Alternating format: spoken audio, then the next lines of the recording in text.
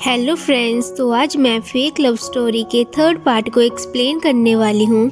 तो अगर आपने इसके फर्स्ट और सेकंड पार्ट को नहीं देखा है तो उसके लिंक इस वीडियो के डिस्क्रिप्शन बॉक्स और कमेंट बॉक्स में है, तो जल्दी से जाकर उसको देखिए।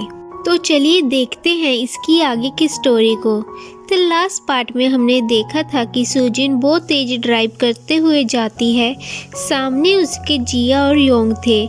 ऐसा लग रहा था कि जैसे सुजिन उनके ऊपर ही गाड़ी चढ़ा देगी, क्योंकि वो बहुत गुस्से में जो थी। लेकिन ऐसा कुछ भी नहीं होता है, वो साइड से निकल जाती है। सैम का कॉल सुजिन को आता है। सुजिन काफी ज्यादा रो रही होती है। सैम भागता हुआ उसके पास आता है। सुजिन उसे कहती है कि मैं बहुत ही ज्यादा अकेला फील कर रही हूँ, सभी मुझे छोड़कर जा रहे हैं। सैम उसे कहता है कि मैं कभी भी तुम्हें छोड़कर नहीं जाऊंगा।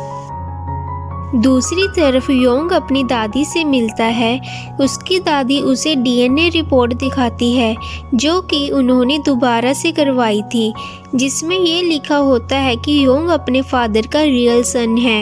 ये सब कुछ जानकर योंग बहुत खुश हो जाता है, लेकिन योंग और उसकी दादी को ये समझ नहीं आ रहा था कि उसकी झूठी रिपोर्ट आखिरकार उसके फादर को दी किसने। नेक्स्ट सीन में हम देखते हैं कि योंग जिया को मनाने की कोशिश में लगा था। वो जिया को हर जगह फॉलो कर रहा था क्योंकि जिया उससे नाराज थी। जिया कहती है कि तुम्हें क्या चाहिए।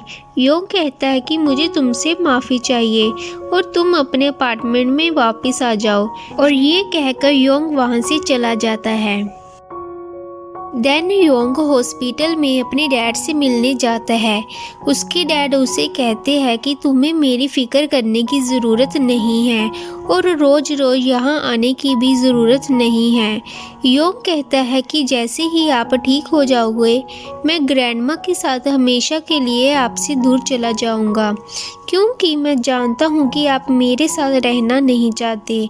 वहीं दूसरी तरफ जिया अपने अपार्टमेंट में वापस आ गई थी। योंग उसे देखकर बहुत खुश हो जाता है। नेक्स्ट सीन में हम सुजिन को देखते हैं। वो सैम को कहती है कि अगर उसने पहले ही योंग से अपनी फीलिंग को एक्सप्रेस कर दिया होता तो आज योंग मेरे पास होता। सैम उसे कंसोल करते हुए कहता है कि सब कुछ ठीक हो जाएगा, तुम फिक्र मत करो। उसके बाद सैम जाकर योंग से मिलता है। सैम उससे कहता है कि तुम सुजिन को छोड़कर जिया को चूज नहीं कर सकते, तुम्हें जाकर सुजिन से मिलना चाहिए क्योंकि वो तुम्हारी वजह से बहुत अपसेट है। लेकिन योंग उसे कहता है कि हमारे बीच सब कुछ खत्म हो चुका है, तो अब मैं वापस उस जगह पर नहीं जा सकता हूँ। मैंने अब मूव ऑन कर लिया है। ये सब कुछ सुनने के बाद सैम वहाँ से निकल जाता है। तभी उसे रास्ते में जिया मिलती है। वो उससे कहता है कि योंग ने उसे धोखा दिया है और मेरे पास इसके सारे सबूत हैं। जिया उसकी बातों पर विश्वास नहीं करती। फिर वो जिया को अपने फार्म हाउस में लेकर जाता है जहाँ वो तीनों बैठकर प्लानिंग प्लॉटिंग किया करते थे। वहाँ वो जिया को एक वीडियो क्लिप दिखाता है कि कैसे उन लोगों ने जिया को अपने जाल में फंसाया, जिसमें योंग ये भी बोलता है कि जिया उसके टाइप की लड़की नहीं है और जैसे ही जिया उससे प्यार करने लगेगी वो उसे छोड़ देगा। ये सब कुछ देखने के बाद जिया बहुत बुरी तरह से टूट जाती है और बहुत रोने लग जाती है और सैम से पूछती है कि तुम लोगों ने मेरे साथ ऐसा क्यों किया। देन सैम उसे सारी सच्चाई बताता है कि तुम ली का पहला प्यार थी और ली ने सुजिन को धोखा दिया था, इसलिए सुजिन ने तुमसे बदला लेने के लिए ये सब कुछ किया और हम लोगों ने उसका साथ दिया, क्योंकि जो भी हमें हर्ट करता है हम उसे नहीं छोड़ते। सब कुछ हमारे प्लान के अकॉर्डिंग चल रहा था। योंग तुम्हें अपने प्यार के जाल में फंसा रहा था और जैसे ही तुम उससे प्यार करने लगोगी वो तुम्हें छोड़ देगा, लेकिन योंग ने तुम्हें नहीं छोड़ा और तुम्हें प्रोटेक्ट करने लगा और अपना अपार्टमेंट भी तुम्हें रहने के लिए दिया। धीरे धीरे तुम लोग बहुत ज़्यादा करीब आ गए और वो हमसे दूर होता गया, क्योंकि वो तुम्हारी वजह से हमसे दूर हुआ, इसलिए मैं तुम्हें पनिशमेंट देना चाहता था, तुम्हें ये सब कुछ बताकर। सब कुछ सुनने के बाद जिया वहाँ से चली जाती है। योंग उसे बार बार कॉल कर रहा होता है लेकिन वो उसकी कॉल पिक नहीं करती। जिया की हालत बहुत ज़्यादा ख़राब हो जाती है। तभी सिक्योरिटी गार्ड उसकी हेल्प करता है और योंग को भी उसकी लोकेशन बताता है। योंग भागता हुआ उसके पास आता है। जिया उससे कहती है कि मैं सारी सच्चाई जान चुकी हूँ कि कैसे तुमने मेरे साथ गेम खेला। योंग कहता है कि प्लीज़ मेरी एक बार बात सुन लो, मैं कुछ बताना चाहता हूँ। लेकिन जिया उसकी बात नहीं सुनती और कहती है कि तुमने मेरे साथ साथ मेरी बेस्ट फ्रेंड का भी यूज़ किया। जब जब तुमने मुझसे झूठ बोला और जो कुछ भी कहा, मैंने तुम्हारी हर बात पर यकीन किया। योंग कहता है कि मैं तुम्हें सच बताना चाहता था लेकिन मेरी हिम्मत नहीं हो रही थी क्योंकि मैं सच में तुम्हें प्यार करने लगा था और सच बताकर तुम्हारा दिल नहीं तोड़ना चाहता था। जिया कहती है कि तुमने मेरे साथ फेक लव किया है और एक गेम खेला है और वो योंग को ये बोलकर वहाँ से चली जाती है कि आज के बाद तुम मुझे अपनी शक्ल मत दिखाना और ना ही मुझे कभी मिलने की कोशिश करना। देन योंग फार्म हाउस में जाता है और उसे समझ आ जाता है कि सैम ने ही जिया को सब कुछ बताया है। योंग सैम को कहता है कि मैंने तुम्हें कहा था कि मैं खुद जिया को सारी सच्चाई बताऊंगा, तो तुम बीच में क्यों पड़े। दोनों की लड़ाई हो जाती है। योंग उसे एक जोरदार पंच मारता है। दूसरी तरफ जिया बहुत हर्ट थी। वो सीधे अपनी मोम के पास जाती है। जिया की मोम उससे पूछती है कि तुम्हें क्या हुआ, लेकिन जिया उन्हें कुछ नहीं बताती और कहती है कि वो अब पिछली कोई भी बात को याद नहीं करना चाहती। फिर सैम सुजिन के पास जाता है और उसे बताता है कि उसने जिया को सारी सच्चाई बता दी है और उन दोनों का ब्रेकअप हो गया है। सुजिन कहती है कि अगर योंग तुमसे पूछे तो तुम यही बताना कि ये सब कुछ तुमने मेरे कहने पर किया है, क्योंकि मैं नहीं चाहती कि तुम दोनों की दोस्ती टूटे। नेक्स्ट सीन में हम देखते हैं कि योंग हॉस्पिटल में एडमिट था क्योंकि उसकी हालत बहुत ख़राब हो गई थी। सुजिन उससे मिलने के लिए जाती है लेकिन योंग उससे बात नहीं करता और कहता है कि अब तुम्हें यहाँ आने की कोई ज़रूरत नहीं है क्योंकि मैं तुम्हारी शक्ल भी नहीं देखना चाहता। वैसे भी अब हमारी दोस्ती टूट चुकी है। फिर सुजिन जिया से जाकर मिलती है और उसे सॉरी बोलती है।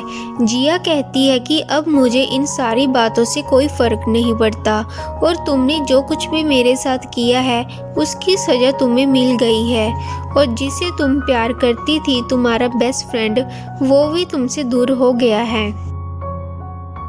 फिर हम ली को देखते हैं जो कि सुजिन का एक्स बॉयफ्रेंड था। वो सैम के फार्म हाउस पहुंच जाता है। वहां पर वो अपनी और जिया की फ़ोटोज़ देख लेता है और उसे उन तीनों की प्लानिंग प्लॉटिंग के बारे में पता चल जाता है, जिस कारण वो सैम को बहुत मारता है। तभी वहां पर योंग भी पहुंच जाता है और ली उसे भी बहुत मारता है। फिर ली जिया को कॉल करता है और उससे पूछता है कि क्या तुम्हें इन तीनों की बेट के बारे में पता था। जिया कहती है कि ये हमारा पर्सनल मैटर है, तुम इन सब में मत पड़ो। ली को बहुत गुस्सा आ जाता है और वो फ़ोन पर ही योंग को बहुत मारने लग जाता है।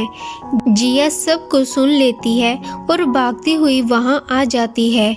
यहाँ पर वो देखती है कि ली ने योंग और सैम को बहुत पीटा था।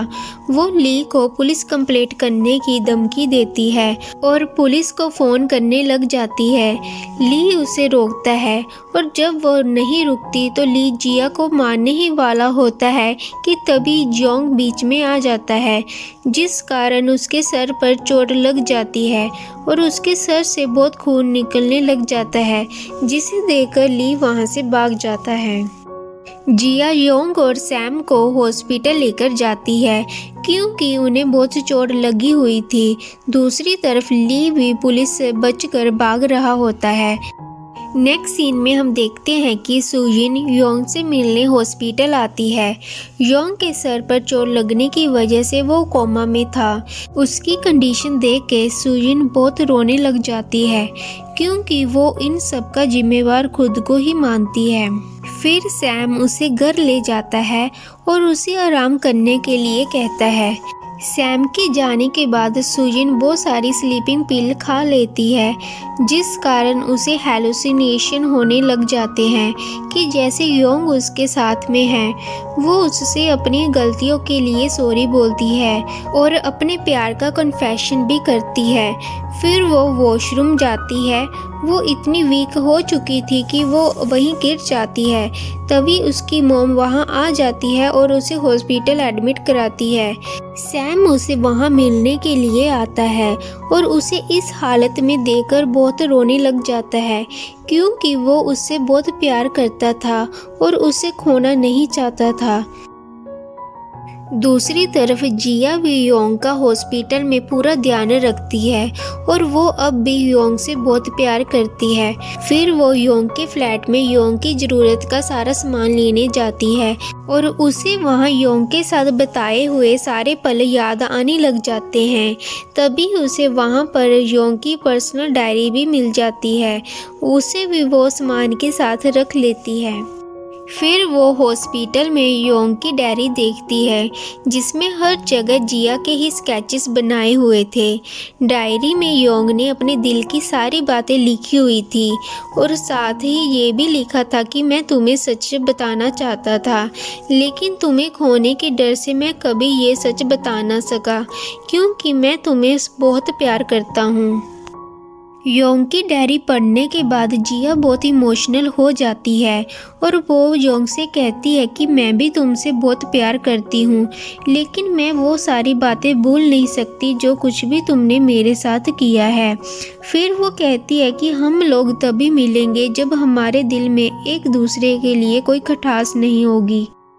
फिर ऐसे ही दिन बीतते जाते हैं। सुजिन भी पूरी तरह से ठीक हो चुकी थी लेकिन सैम उसे अब छोड़कर जा चुका था।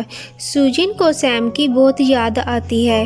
फाइनली उसे भी अब ऐसा फील होता है कि उसके दिल में सैम के लिए कुछ न कुछ जरूर था क्योंकि सैम ने हमेशा उसका साथ दिया था और उसका हमेशा ध्यान रखा था। दूसरी तरफ योंग को भी होश आ जाता है। वो जो जिया से कहती है कि तुम्हें भी योंग से जाकर मिलना चाहिए लेकिन जिया उससे कहती है कि जब हमारे बीच सारी प्रॉब्लम सॉल्व हो जाएगी तब मैं उससे ज़रूर मिलूंगी और फिर वो वहाँ से चली जाती है। फिर बोजो जाकर योंग को बताती है कि जितने टाइम तक तुम कोमा में रहे जिया ने ही तुम्हारा ध्यान रखा लेकिन जैसे ही तुम होश में आए तो वो यहाँ से चली गई है क्योंकि वो चाहती है कि जब तुम दोनों के बीच सब कुछ ठीक हो जाएगा तो तुम लोग ज़रूर मिलोगे। और जिया अपने डैड के पास फ़ौरन चली जाती है। अब हमें 5 साल बाद का सीन दिखाया जाता है और ये चारों लव बर्ड सेपरेट हो चुके थे। योंग का बर्थडे आता है। सुयिन योंग का बर्थडे केक अकेले ही कट करती है और इधर सैम भी अकेले ही योंग का बर्थडे सेलिब्रेट कर रहा होता है। जिया भी अपनी स्टडी कंप्लीट करके एक आर्किटेक्ट बन चुकी थी। नेक्स्ट सीन में हम देखते हैं कि सुजिन के पास एक फ्लावर बुके आता है जिस पर एक एड्रेस लिखा होता है। फिर हमें सैम को दिखाया जाता है जिसने एक न्यू रेस्टोरेंट ओपन किया होता है। तभी वहाँ पर सुजिन आती है और सैम को हग कर लेती है। यहाँ पर हमें ये पता चलता है कि वो फ्लावर बुके जो सुजिन के पास आया था उस पर जो एड्रेस था वो किसी और का नहीं बल्कि सैम का ही था और ये सब कुछ योंग ने ही किया था ताकि वो सुजिन और सैम को मिलवा सके। सैम और सुजिन बहुत खुश हो जाते हैं और फिर वो फाइनली रिलेशनशिप में आ जाते हैं। दूसरी तरफ जिया को भी एक हाउस रेनोवेशन का कॉन्ट्रैक्ट मिलता है। उसे वहाँ एक ब्यूटीफुल पेंटिंग दिखती है जो कि उसके पास्ट से रिलेटेड थी और उसे ये चीज़ काफ़ी अजीब लगती है और उसे सारा फ्लैशबैक याद आने लग जाता है और वह समझ जाती है कि शायद ये योंग ही है। वो भागती हुई उससे मिलने के लिए जाती है और योंग से कहती है कि तुमने बहुत लेट कर दिया। योंग कहता है कि तुमने ही तो कहा था कि जब सब कुछ ठीक हो जाएगा हमारे बीच और हमारे दिल में एक दूसरे के लिए कोई गिला शिकवा नहीं होगा, तब हम जरूर मिलेंगे। तभी जिया उसे हग कर लेती है और फाइनली उनके बीच सब कुछ ठीक हो जाता है और इस ड्रामे की ब्यूटीफुल हैप्पी एंडिंग हो जाती है। तो गाइस, अगर आपको ये स्टोरी अच्छी लगी हो तो आप वीडियो को लाइक और चैनल को सब्सक्राइब जरूर करें।